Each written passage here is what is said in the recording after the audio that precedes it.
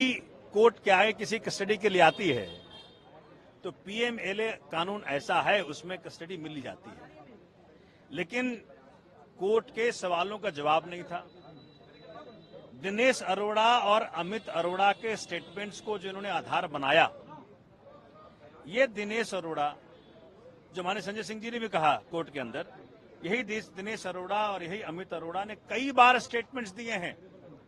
और एक बार तो इसके स्टेटमेंट में लिखा है कि क्या भैया संजय सिंह को आपने कोई पैसा दिया, वाला नो नेवर। तो ऐसी क्या बात हुई कि आज वो बदल गया स्टेटमेंट? बात ये हुई कि 1 अगस्त को इस शख्स को बेल मिला, ये बना अप्रूवर, और अप्रूवर बनने के बाद 14 अगस्त को ये स्टेटमेंट देता है। उस पर क्यों कोई ट्रस्ट करेगा? वो नेचुरल सी बात है, किसी का तुम कान फाड़ोगे, किसी का दांत तोड़ोगे, किसी के परिवार को धमकी दोगे, आप इस शर्त पे कि भाई तुमको तभी छोड़ेंगे जब तुम इन व्यक्तियों का नाम लोगे। तो संजय सिंह का छोड़ो, वो तो मोदी का नाम ले ले।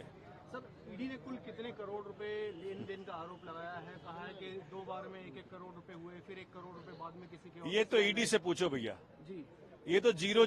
मेरे हिसाब से ये सब हवा हवाई है। माननीय उच्चतम न्यायालय भी देख रहा है इसको, माननीय न्यायालय भी देख रहे हैं इसको। हवा हवाई है। एक नए धेले की रिकवरी नहीं, एक नए धेले का ट्रेस नहीं, एक नए धेले का एविडेंस नहीं। तो कौन किसकी पैसा? ठीक है सर, जो बयान जो 27 मार्च को हो चुके थे, मार्च में हो गए थे कई लोगों के, उसके आधार पर कोई कार्रवाई नहीं की गई, रखा रहा। अब आकर कार्रवाई की गई। इस पे बचाव पक्ष का भी सवाल था, कोर्ट का भी सवाल था। उसके बारे में ईडी ने एक्सप्लेनेशन दिया कि भी उन्हें धमकी दी गई थी कि बहुत सारे इन्फ्लुएंसर लोग हैं, उनका क्या किसी का नाम ना ले। सर, ये क्या मामला है? किस वजह से ऐसा ईडी को कहना पड़ा?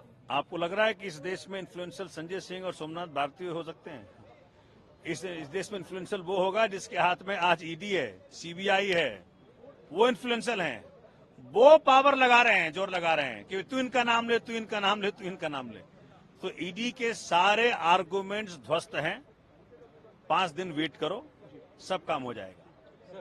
उससे पूछा गया कि भाई आपने को संजय सिंह को पैसा दिया, तो कहा नो नेवर। ये ऑन रिकॉर्ड है कि नो नेवर। तो वो स्टेटमेंट का मान्यता नहीं है, लेकिन ये एक्यूज्ड टर्न अप्रूवर की ये स्टेटमेंट कहाँ मान्यता है? ये माननीय उच्चतम न्यायालय फैसला करेगा और माननीय न्यायालय फैसला करेगा। सर, 2 ट्रांजेक्शन की बात की गई, 1 करोड़ और 2 करोड़, टोटल 3 करोड़ की बात की गई। और ईडी द्वारा ये भी कहा गया कि कहीं ना कहीं जो मोबाइल है वो सीज किया गया है, उसको डेटा उसका निकालना है आगे चलकर। किस तरीके से देखते हैं ईडी? तो माननीय न्यायालय ने पूछा ये बात कि जब फोन तो आपके पास है तो डेटा क्या निकालना है? उनके लिए संजय सिंह की कस्टडी क्यों चाहिए आपको? इसका जवाब नहीं।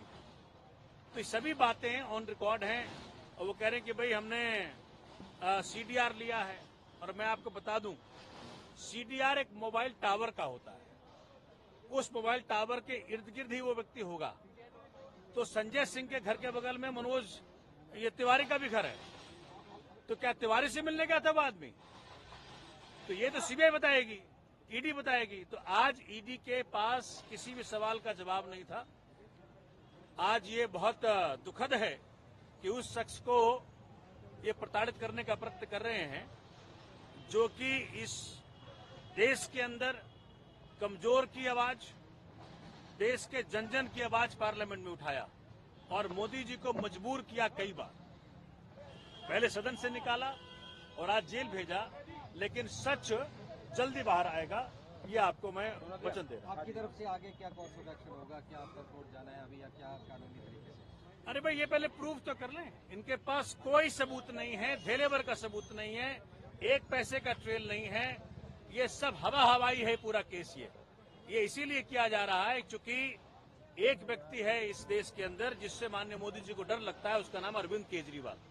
और उसी का परिणाम है कि उनके साथियों को तंग किया जा रहा है। अन्य गिरफ्तारियां भी होंगी। अरविंद केजरीवाल ने कल कहा कि और भी गिरफ्तारियां हो सकती। भाई देखो, राजा साहब का मूड है, अब राजा साहब जो चाहे करें, लेकिन देश की डेमोक्रेसी, देश का प्रजातंत्र, देश का संविधान, देश का कोर्ट इस बात का फैसला करेगा कि सच हो और न्याय हो इस देश के अंदर।